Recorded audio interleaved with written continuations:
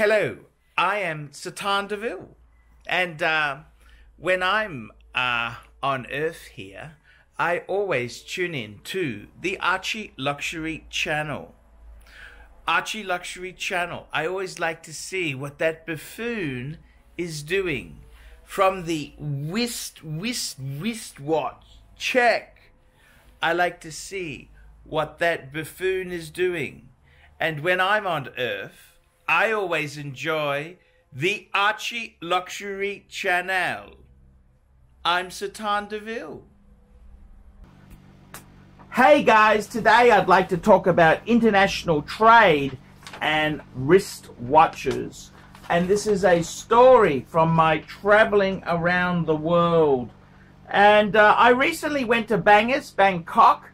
I had to pick up, what happened was I went to Bangers because I had to pick up the ladies' Datejust. I was getting the bracelet vagina tightened, and I needed to pick that up.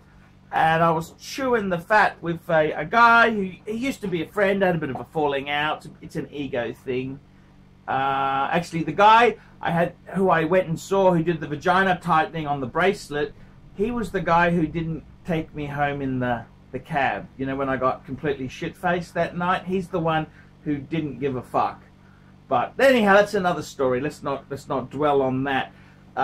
It's spilt milk. It's bygones. It should have been addressed at the time. So anyhow, the story is this is I want to talk international trade, and I want to make this as a warning for wristwatch lovers.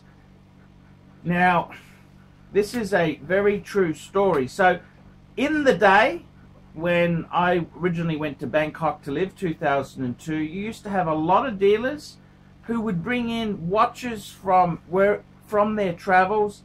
They'd come into Bangkok. They'd do dealing, buy, sell. They'd sell some pieces, buy some pieces, and you know, it was just a good vibe. Guess what? Big brother, taxman, he wasn't getting a share of that, so he's fucking shitty. So now, you know, Bangkok itself there, it went from being, you know, I love the way they have free trade between countries and big corporations and that. Governments don't mean it for the small guys. Fuck no. Fuck no. They mean free trade for big end of town. See, they don't mean it for the small guys. Anyhow, the story is this. This is the story. You got to be so careful now when you bring watches into, say, Bangkok, because technically speaking, when you land at the airport, you need to declare watches you're bringing in.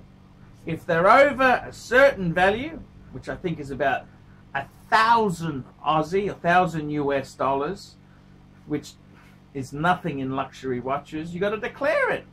So dealers would come in with a suitcase, and they've gotten into big sticky doo-doo.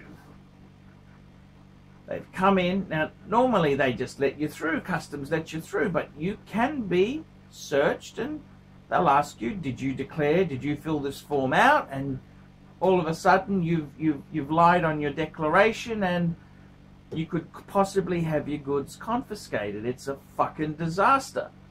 Now, I gotta tell you honestly, the situation in the world has gotten a lot fucking worse. Let me tell you this story. When I went to Thailand. Now I'm always very careful. Generally speaking, they will let you have one watch which you're wearing, and quick wristwatch check. I'm wearing the undone. Yeah, I've just got my watches in the boxes, and I just wanted to slap a watch on without having to wear one of my special watches, so I just slapped on an undone. No, I don't have an Amazon link below trying to flog the fucking thing. I don't think Undone really likes me. I said a few, well, I'll just honest. I don't know. If it wasn't free, I don't know if I'd fucking buy one myself. But it's free, and I thought, oh, I'll just put it on. It reminds me of my Speedmaster Amiga, so I miss that. I miss it. Anyhow, okay, this is a fucking nasty, nasty story. There's a big shopping centre in Bangkok. It's called Marbin Kong, MBK. It's a big shopping centre. And there's a number of really big gold and also watch shops there. Anyhow, what happens? What happens? This is the story that's been conveyed to me. I don't want to name any shops. Well, it wouldn't really mean anything. But let's just say a couple of the bigger pre-owned grey market dealers there. What happened was, customs official came in. They closed the whole shop off, and they say, right, we're here to do an audit. We're here to do an audit on all of your stock. You need to explain where the taxes were paid on these watches. This is a really fucking tricky thing. So what they did was, all the paperwork that was, say, for Thai sourced watches, so if it had been purchased in, often with, like Rolex uses a country code, and it would have the dealer name with the country. Anything that was a Thai originated piece, like it originally came from Thailand, that's okay, you can have, that's all fine, you can keep that, that's no worries. Move that away to the side, that's very good stock. But anything that was from a different country, like say Singapore, Hong Kong, Australia, the shop owner was asked to explain where was the tax paid when it came in. Where was the tax paid when it came in? Fuck. Very, very nasty indeed. So he had a number of pieces confiscated because he didn't have paperwork. And this is the problem. I mean, the argument is, of course, what happens if a tourist has a Submariner, say, or something, and he's running short, he sells it to a dealer, which he's allowed to do. It's his watch. He wouldn't have declared that when he came in. It's his own personal watch. So it's a real tricky minefield. But the tax department, the Thai tax department, they don't want excuses. They just say, show us the documentation where tax was paid, otherwise it's going to be seized. And that's what fucking happened. And who knows what the story, I had it on, there was a couple dealers who got searched like that. So what does that mean? It means anyone who's bringing in watches to sell to him, suddenly if they don't have Thai paperwork, he doesn't really want them. He's not going to pay the premium for them. They're going to be under the table ones. It means, you know, whereas Thailand used to be an international hub where people would trade, small businesses, this is one of the great things about Bangkok, is people would fly in with watches. I know dealers who came in from India, dealers came in from Japan. They would bring certain things in and they would take certain watches out. So some watches were popular in their market and other watches were popular that weren't popular in other market. It was just free trade. And the watch guys, they would all come to Bangkok because the ladies, of course, or the lady boys, whatever turns your fancy, whatever lights your wick.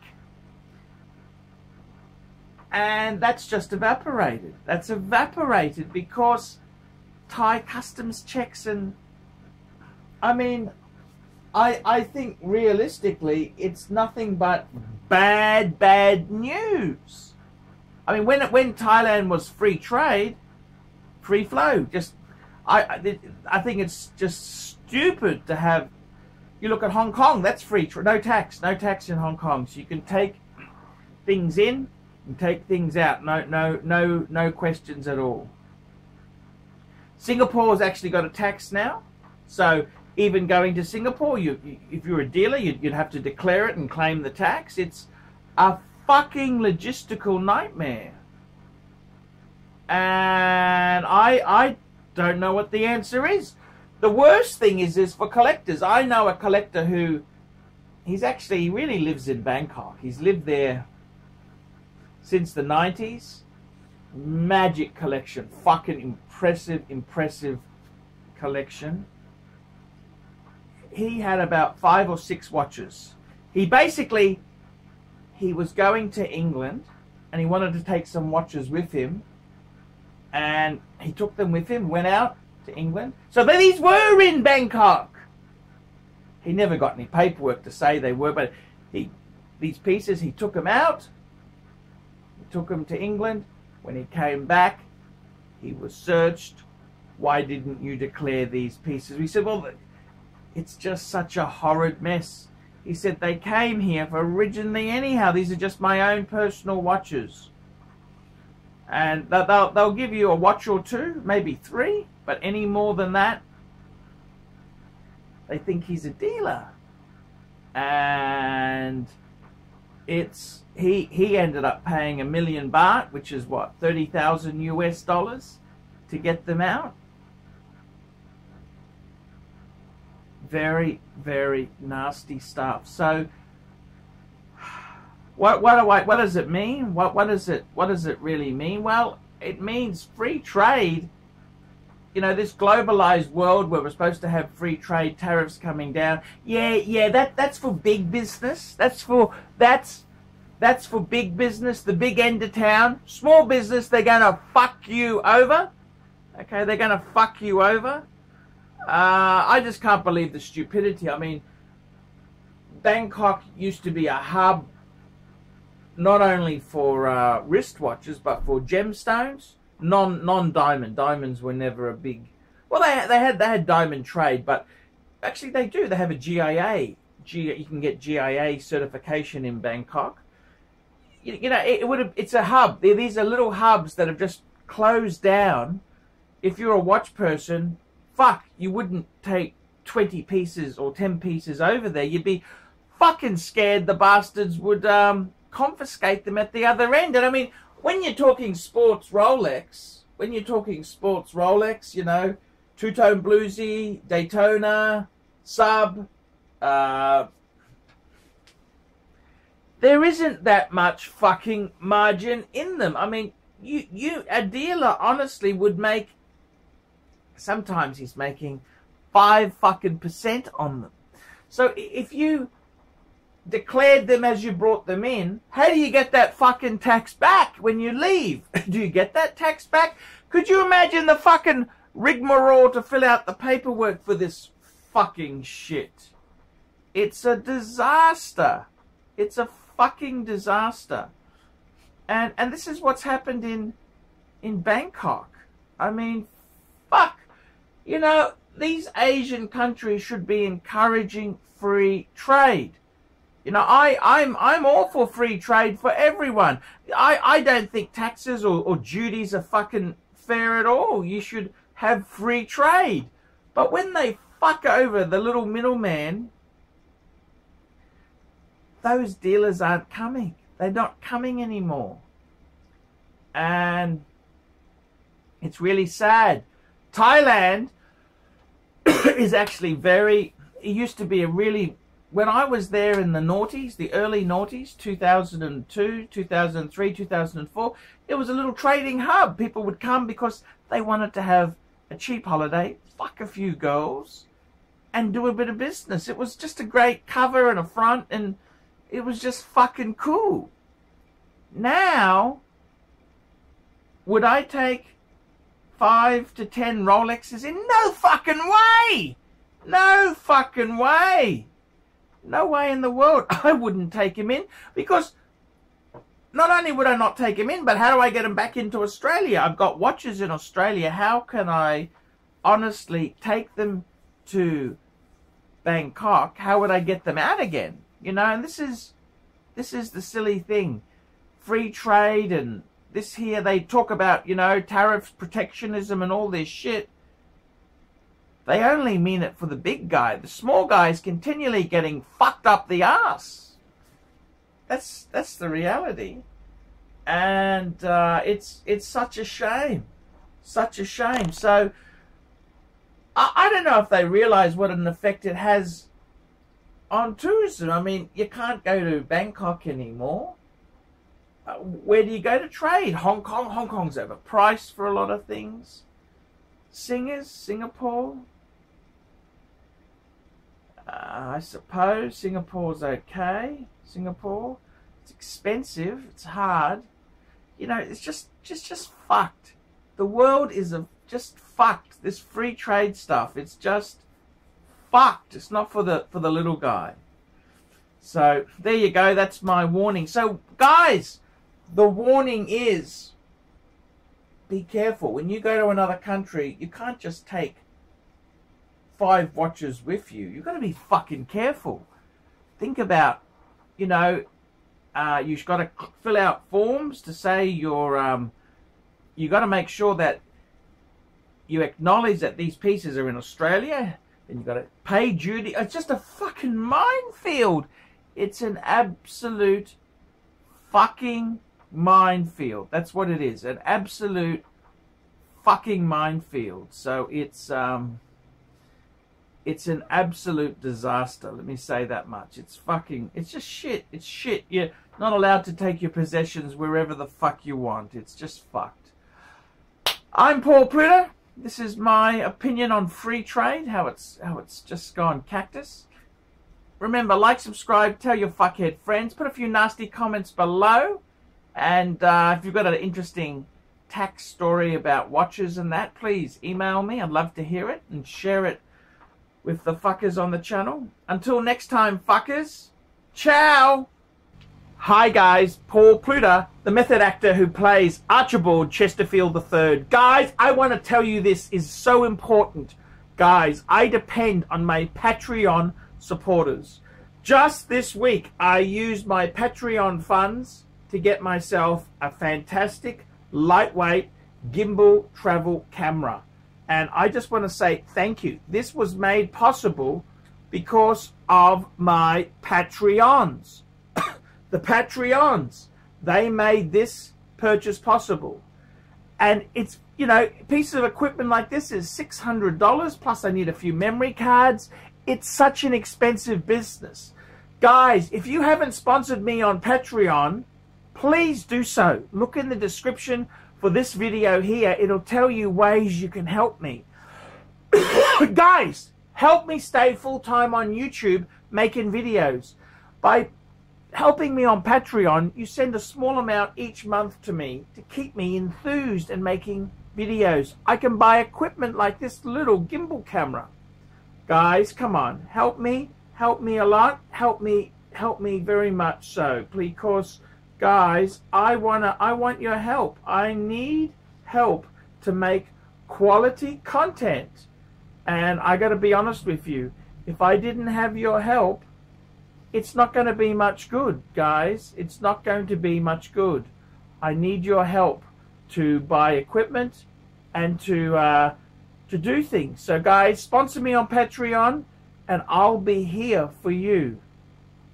That's right, I'll be here for you. Please guys, help me on Patreon. See you later. Hey guys, ArchieLuxury. Pick a box, pick a box, pick a box, pick a box. What does your wristwatch box say about you? Let's have a look here. What do we got? Pick a box, pick a box, pick a box, pick a box, pick a box. Which one would you choose? Would you choose the big wooden boxes, the blue box, the green, or a red box, or a fancy box? Which box would you pick? Pick a box, pick a box, pick a box. Pick a box, fuckers. Which box would you pick?